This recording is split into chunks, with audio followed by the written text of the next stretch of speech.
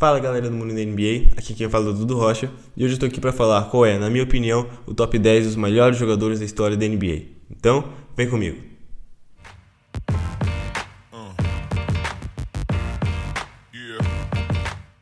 Bem, antes de começar o vídeo, queria pedir para vocês deixarem o like e se inscreverem no canal, porque isso ajuda muito, ajuda aqui a gente que está produzindo o vídeo, a ver que ele está tendo resultados. E também vou explicar um pouco também do meu critério, que eu pensei bastante nisso, eu pesquisei, fiz bastante pesquisa para entender o máximo a opinião das pessoas, porque essa pessoa acha que ele está no top 3, ou porque essa pessoa acha que ele é o melhor da história. E eu realmente fui atrás, eu perguntei também ali pro ChatGPT qual era a lista dele, mas está um pouco desatualizado, então eu vou falar aqui a minha lista, na minha opinião, e agora vem comigo.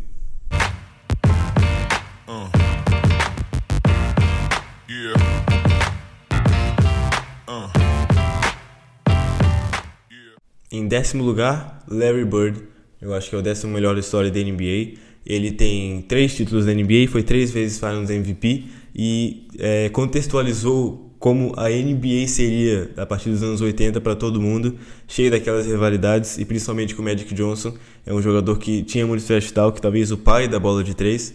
Ele realmente foi um dos primeiros a revolucionar ali aquela linha de 3 que as pessoas não usavam muito no início, mas ele começou a usar. Nesse jogo de 60 pontos aí que vocês estão vendo na televisão, ele teve muitas bolas de 3, realmente é um jogador que naquela época você assistia assim, como assim? Parece que só o Curry faz isso. Não, hoje em dia não, mas se a gente olhar assim um jogador nos anos 80 fazendo isso que ele está fazendo, é realmente diferente. O Larry Bird para mim fica em 10º lugar pela sua influência com o Magic Johnson, que eu já vou falar daqui a pouquinho.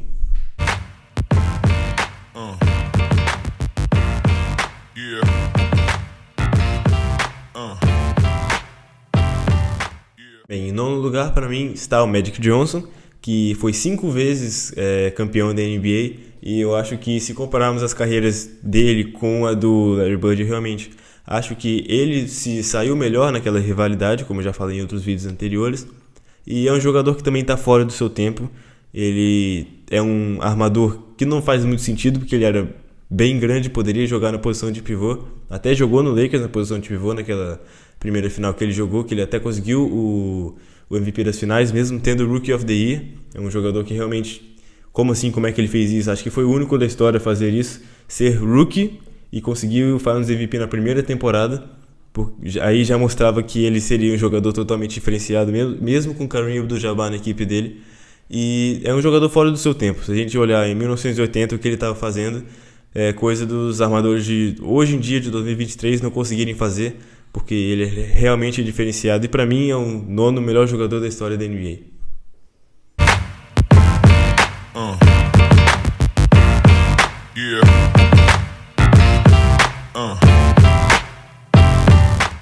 E em 8º lugar eu deixo o Shaquille O'Neal, que eu acho que é o pivô mais dominante da história da NBA. Realmente, se você assistiu os highlights, meu Deus, ele era totalmente dominante no garrafão, não tinha ninguém que podia marcar ele. Realmente eu acho que eu não consigo apontar ninguém que com aquela força natural que ele tinha, física mesmo, que a sua altura proporcionava, acho que ninguém poderia parar ele. Não penso em ninguém aqui que, sem ser na inteligência, pararia ele na força física. Realmente o mais dominante da história da NBA, não só pivô como todas as outras posições, claro, ele dominaria ali. Talvez não nas posições mais rápidas, a 1 e a 2, ele ia sofrer um pouco ali na parte da marcação e no ataque também. Eu não imagino o Shaquille O'Neal correndo de um lado para o outro da quadra, driblando a bola. Mas, continuando aqui no tópico, ele foi 4 vezes campeão da NBA, 3 vezes com o Lakers, 1 vez com o Miami Heat do Dwayne Wade, do jovem Dwayne Wade. Foi 3 vezes Finals MVP naquele tripit com o Kobe Bryant no Lakers. Eu acho que, pelo que eu disse, ele é o mais dominante da história e merece estar aqui em 8º. Talvez você possa discordar que ele esteja à frente do Magic Johnson, que tem mais títulos que ele, mas eu acho que Shaquille O'Neal, porque ele significa para a NBA, ele deveria estar em 8º.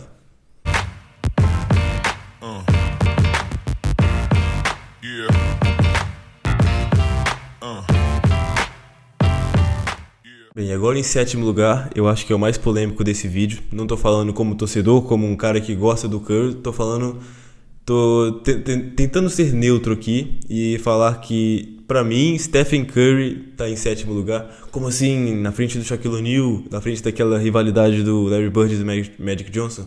Eu realmente acho que sim. O impacto que ele teve no jogo, claro, os 10 tiveram impacto no jogo, mas se ele estiver sozinho no corner, vão 3 em cima dele, porque ele vai acertar, todo mundo sabe disso. E um jogador com esse impacto, eu falei da dominância do Shaquille O'Neal, que não tinha como parar ele, e o Stephen Curry até tem como parar, mas ele tá correndo a quilômetros por jogo, todo dia correndo de um lado para o outro. É realmente impossível marcar ele, ninguém consegue marcar ele. Ele tá correndo de um lado para o outro e ele é uma ameaça sem a bola. Ele consegue, correndo de um lado para o outro, como eu já disse, criar o próprio espaço sem a bola e ficar sozinho na linha de 3 de alguma maneira, nem que seja por 1 ou 2 segundos, porque o arremesso dele é muito rápido. E ele é o jogador com mais bola de 3 na história da NBA. Também foi 2 vezes MVP seguidas, sendo o único da história a ter um MVP unânime, que todas as pessoas, todos os jornalistas e pessoas que podem votaram no Curry naquela temporada em que ele passou o recorde do Bulls, do Jordan, de 73 vitórias e 9 derrotas. Ele acabou passando o recorde das 72 e 10 do Bulls que tinha antes. Mesmo não tendo ganho o título naquela época, eles conseguiram 4 títulos, o Golden State Warriors. Ele tem um Finals MVP da Conferência Oeste e um Finals MVP assim, na final mesmo da NBA.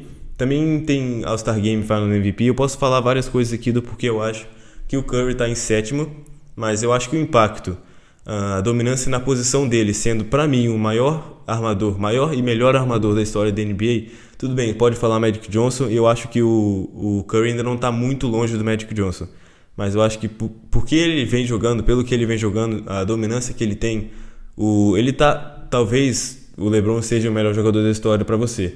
E quando o Curry está 3-1 nas finais contra o LeBron, você tem que pensar um pouco e, pronto, tá aí talvez um motivo. Eu acho que poderia ser um motivo, talvez o Finals MVP, que ele conseguiu, que deveria ter ganho em 2015, estava atrapalhando um pouco o legado dele ali, que o Iguodala ganhou, que não faz sentido. O LeBron James estava com 35 pontos por jogo e o Iguodala ganhou o Finals MVP por defender o LeBron, isso não faz sentido nenhum. Então eu acho que o Stephen Curry devia ter ganho naquela época, de 2015, contra o Cleveland também, do LeBron James. E eu acho que é isso. Eu já falei aqui os meus motivos para ele estar na frente dos 3 jogadores que eu já citei. Eu acho que ele está ainda no prime, ele ainda vai conquistar mais coisas, então talvez ele até possa subir aqui nessa lista. Tanto que com os reforços de 2023, o Golden State Warriors é um contender, como o Phoenix Suns, o Denver Nuggets e até o Los Angeles Lakers do LeBron James, que ganhou deles no ano passado. Eu acho que o Stephen Curry é o 7º maior da história. Pode nem estar no seu top 20 ou 15, mas eu acho que se pensarmos bem com o impacto dele, com os ganhos dele, a importância que ele teve para a NBA, na admiração que as pessoas têm por ele, na diversão, como ele joga a NBA, um dos jogadores mais carismáticos da história. Você assiste e quer fazer o mesmo, mas você não consegue fazer o mesmo porque ele sei lá, arremessa 1000 bolas de 3 por dia, aquela coisa da Mamba Mentality, tentar ser o melhor de qualquer maneira, e ele é o melhor na história na bola de 3, tem ótimos arremessos, e eu acho que, pra mim, é o 7º maior da história da NBA.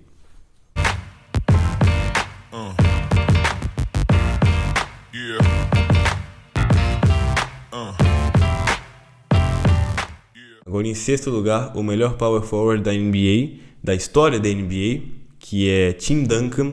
Foi 5 vezes, ganhou a NBA 5 vezes, foi 3 vezes Finals MVP, um jogador que dominou o garrafão naquela época, bateu de frente com o Kobe Bryant, com o Shaquille O'Neal nos anos 2000, e talvez com aquele San Antonio Spurs tenha feito uma das maiores dinastias da história da NBA, como eu já disse. É realmente impressionante o que ele fazia, tantos pontos ele fazia, tantos rebotes ele conseguia, com aquela força, também aquela altura que ele tinha que proporcionava tudo isso. Ele é um jogador que não é muito reconhecido, claro, não tem aquele estilo de jogo tipo o Shaquille O'Neal, ele enterrava na cabeça até do Hakeem Olajuwon, que era o melhor defensor naquela época, ou do LeBron James, que também enterra na cabeça de todo mundo, ou o Kobe Bryant com aquela Mamba Mentality fazendo os pontos nos últimos segundos. Ele não tem esse jogo carismático de game winners, de aquele jogo que dá vontade de assistir. Assim, pra pessoa que tá assim, tentando assistir uns highlights da NBA, ele não vai aparecer no top 100 da história da NBA dos highlights, mas é um jogador que fazia pontos, muitos pontos, tá no top 10 da história nos pontos da NBA, E como? Fazendo bandejas, jogando. O apelido dele é Big Fundamentals, que é o senhor dos fundamentos. Ele masterizou os fundamentos da NBA, aquele livro de regras. Como jogar? A pessoa via aquilo ali, ele leu aquilo ali 1000 vezes, foi pra quadra mais próxima da casa dele e treinou, até ser bom naquilo que o basquete é essencial. E com essa essência que ele apresentava na NBA, ganhando tantos títulos, mostrando que o básico ainda é muito bom, eu acho que tem que estar em sexto, um jogador que tem que ser mais reconhecido. E se você ainda não tiver visto muito do Tim Duncan, pesquise, porque realmente vale a pena.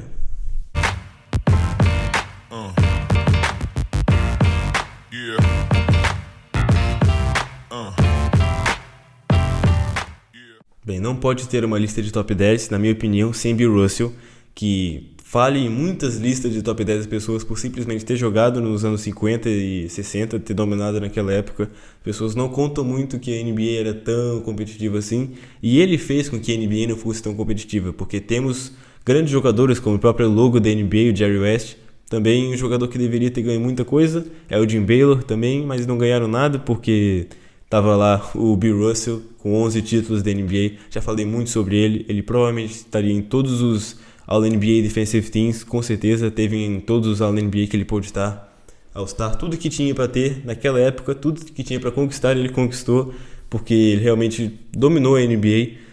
Como eu já disse antes, os outros 5 jogadores que eu já falei, eles mudaram a NBA de alguma forma.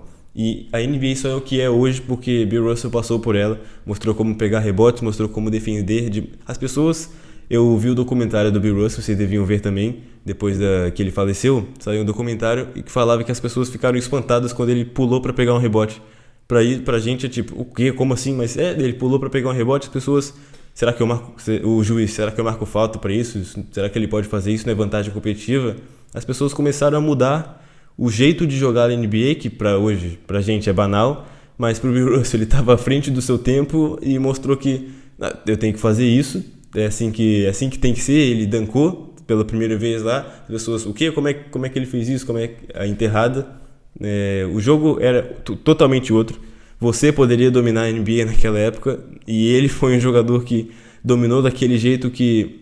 Imagina um jogador que dominaria hoje na NBA indo para aquela época. Eu acho que esse é o Bill Russell, conseguiu 11 títulos e com 11 títulos eu nem preciso explicar porque ele está na posição 5 da história da NBA. É um dos jogadores mais dominantes da história e com certeza naquelas décadas 50 e 60 foi o melhor e não tem muita discussão por isso.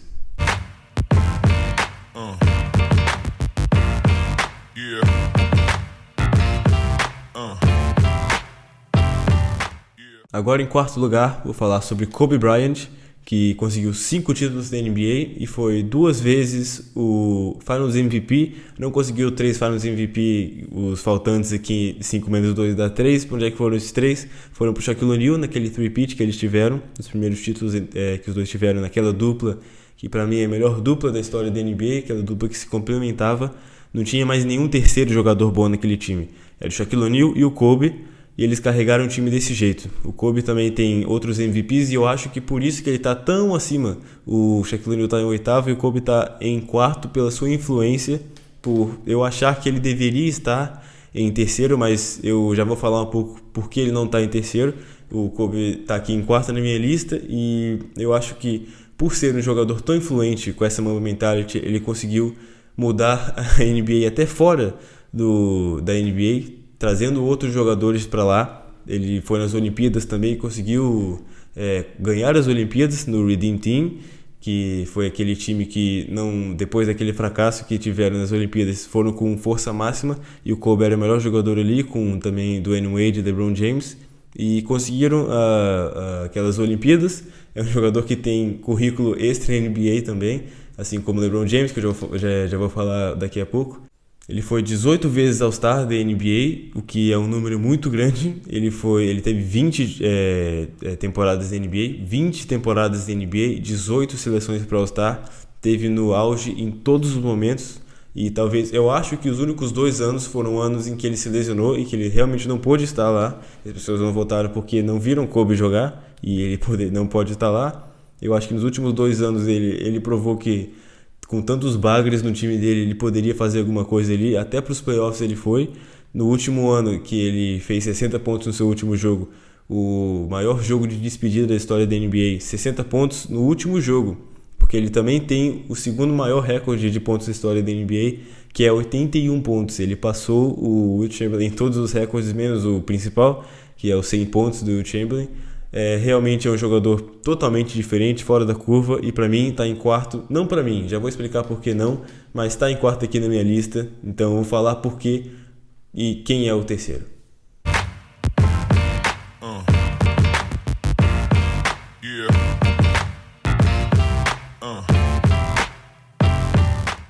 Em terceiro lugar, eu tenho que explicar porque eu deixei ele aqui mesmo não concordando, mas Kareem Abdul-Jabbar está em terceiro lugar. Por quê? Porque ele é o jogador com mais MVPs na história da NBA. Foi 6 vezes MVP, conseguiu 6 títulos da NBA, também teve no auge em toda sua carreira. Até pouco tempo atrás, muito pouco tempo atrás, no início da temporada 2023, ele era o jogador com mais pontos na história da NBA. Mais de 38 mil pontos é muita coisa, é realmente viver sua temporada inteira. Sua vida inteira na NBA no auge. É um jogador totalmente completo, é aquele skyhook impossível de marcar, que talvez eu acho que só o Wilt Chamberlain conseguiu bloquear ele uma vez só, claro, uma vez, e foi desse jeito, indo de pouco em pouco, fazendo bolas de 2, ele conseguiu chegar ali com mais de 38 pontos. Isso são muitas cestas marcadas. Imagina 38 mil dividir por 2, quantos arremessos ele teve que fazer em toda a sua carreira da NBA. É um jogador que realmente conseguiu esse título, que não é mais dele, mas com persistência, mostrando que era resiliente, jogador muito completo, continuou jogando no seu auge durante toda a sua carreira da NBA e está indiscutivelmente, infelizmente, que eu queria pôr o Kobe em cima, mas indiscutivelmente em terceiro na história da NBA.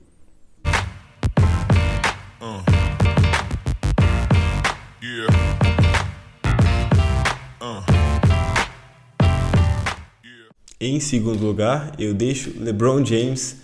Eu realmente acho que o Michael Jordan ainda está um degrau bem pequeno acima, mas agora eu vou falar sobre o LeBron James, e porque eu acho que ele é o segundo maior da história, ainda por enquanto. Talvez nessa temporada mesmo ele possa passar, eu acho que, na minha opinião, vai passar o Michael Jordan nessa temporada, mesmo que ele não ganhe o título. Talvez qualquer tipo de prêmio individual para ele. Imagina ele conseguir o Defensive Player of the Year. Isso ia acabar totalmente com a maioria das conversas em que o LeBron não tem o DPOY, que é a sigla, Defensive Player of the Year, que é o jogador defensivo do ano. O Michael Jordan teve uma temporada de MVP, de DPOY, com título e Finals MVP, coisa que quase ninguém fez na NBA, na história da NBA. E LeBron James está aqui por ter 4 títulos, 4 Finals MVP, 4 MVPs. Poderia ter tido mais MVPs ainda, talvez aquele de 2011 ali do Derrick Rose não seja muito justo. Para algumas pessoas sim, para algumas pessoas não, mas ele levou o Bulls, que não tinha ninguém no time, que o LeBron James tinha, Dwayne Wade, tinha Chris Bosh no time, então teve ajuda para aquele recorde que ele teve, com sei lá quantas jogos sem perder uma partida, mas por ter carregado o time tão ruim assim, por isso que eles deram aquele prêmio pro Derrick Rose, que não teve nenhuma estatística, acho que só assistência, ele teve mais assistências que o LeBron James naquela época, mas teve o quê? 25 pontos por jogo, com apenas mais assistência que o LeBron, que eu acho que teve média de 30 pontos por jogo, teve um recorde melhor. Eu acho que as pessoas podem realmente falar que o LeBron James foi melhor naquela temporada, mas falar sobre o LeBron em longevidade e outros tipos de maneira de ver o jogo, ver como ele é impactante na NBA, é sobre isso que temos que falar, porque ele está no top 10 em pontos, rebotes, assistências, tocos e roubos de bola na história da NBA, em tanta longevidade que ele teve. Foram 20 seleções de All-Star em 20 temporadas da NBA. Teve também o Defensive Player não, teve o Rookie of the Year, me confundi aqui, desculpa. Também é um jogador muito completo e o jogador com mais pontos da história da NBA. Eu falei tantas coisas aqui, poderia falar ainda mais, mas eu ainda vou explicar o porquê eu acho que o Michael Jordan é o melhor da história.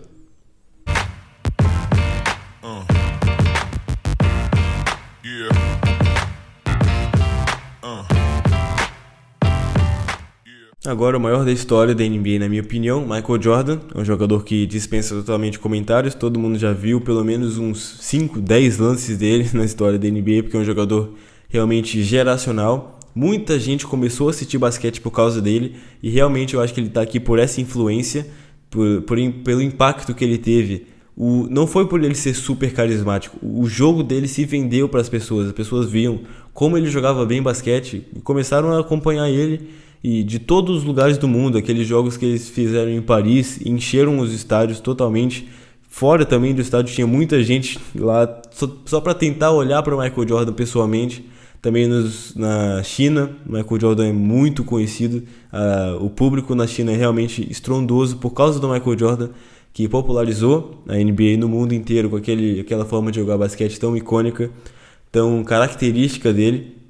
Conseguiu 6 Finals MVP, 5 MVPs e 6 títulos da NBA. Jogador que foi 14 vezes All-Star e 10 vezes cestinha da NBA. Um recorde que ninguém está perto de bater. Foram 10 vezes seguidas, sem contar ali 94 e 95. Não vou contar esses 2 anos porque foram anos complicados na vida do Michael Jordan pessoalmente e também ali no beisebol, que ele foi se dedicar ao beisebol, tentou o beisebol.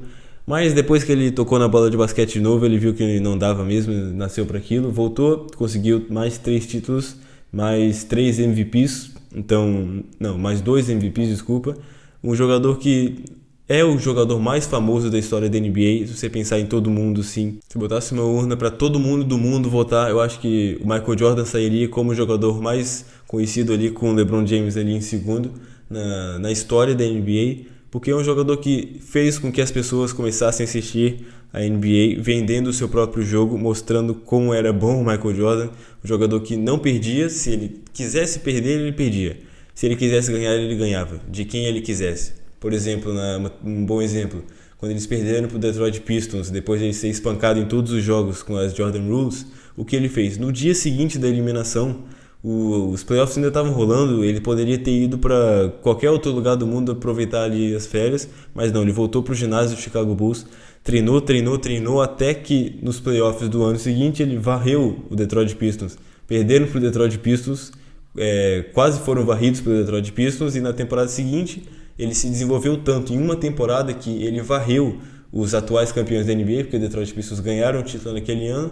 E em 91 eles varreram e foram campeões da NBA pela primeira vez da história ali do Chicago Bulls e da história do Michael Jordan, que veio conseguir mais 5 títulos depois disso e veio a ser, para mim, na minha opinião, o melhor jogador da história da NBA.